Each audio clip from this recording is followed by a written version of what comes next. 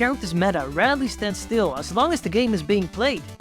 The same goes for Robin, as the combo guides made early in the game's life cycle got a bit dated throughout the years. So for this guide I will go through the most commonly used combos in Robin's arsenal in today's current meta and explain them in a bit more detail. That way both new players and veterans might learn something new.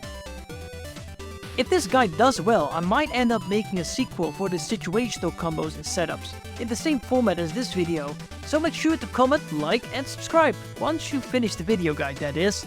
It would be much appreciated. Most often your combos will start from Levin fair, as it's one of your two tools to catch jumps after conditioning your opponent to jump in neutral. Not only will you deal a large chunk of damage, but you also put your opponent in a difficult position thanks to Levin nair's knockback angle. From here you can often extend your advantage, as Robin's tools arguably perform better horizontal than vertical. It's possible to limit this combo to a single Levin fair or just a bronze fair into bronze nair, depending on percentages and durability. Down throw into both bronze and Levin nair is your go-to throw combo, as none of the other directions have any true follow-ups. Like the previous combo, you can also get a satisfying angle to continue your advantage from. However, lower percentages make the nair not true. So between 0 and 10% you can use up tilt and set up a juggle situation instead. You can start this combo reliably from an Arcthunder and shield or even the sore spot Levin up air at lower percentages.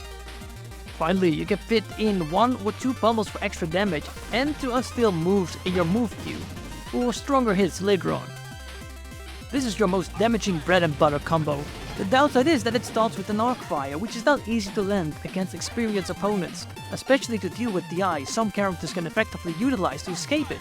Once mastered though, you got yourself a strong combo that maintains your advantage once landed, making landing the initial Arcfire that much more rewarding. From high damage to a lot lower, we got Thunder into dash attack. Landing Thunder is a pretty low commitment, so following up with a dash attack is a good way to gain more ground. There's not much else to tell about this combo string apart from doing the instant dash attack. I got a 1-minute video just for that if you want to learn more. Lastly, the most difficult to hit combo is Arcthunder into Thunder into Levin nair. The reason is similar to landing Arcfire, but even more strict to connect into other moves. When you do get the spacing, you can jump forward and halt knockback momentum with the Thunder, which in turn combos into Levin nair. More often, you will have different use for Arcthunder, but it's nice to have a combo path out of it, just in case things turned out different.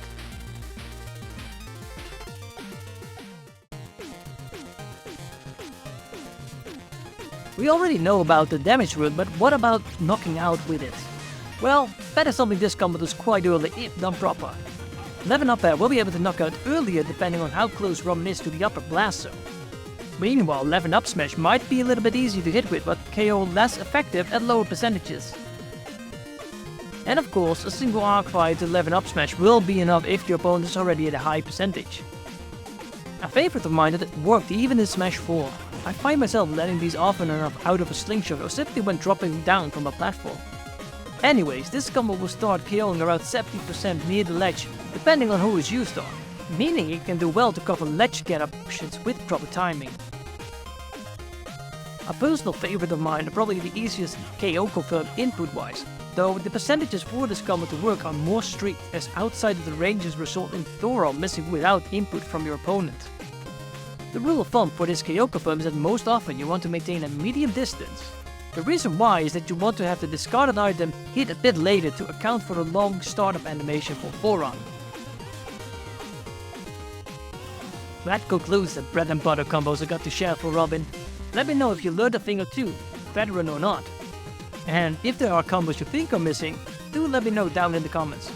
Maybe they'll end up in the sequel video about situational combos and setups.